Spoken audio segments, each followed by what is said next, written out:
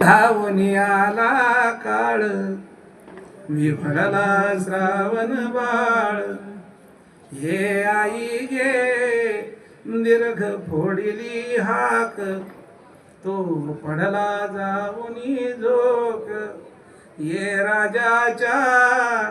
श्रवण करुणावाणी हृदयाचे झाले पाणी शर आला तो धावून आला काळ विवळला श्रावण बाळ त्या ब्राह्मण पुत्रा बघुनी शोकाकुल झाला नृपमणी आसवे आणोनी नयनी तो वदला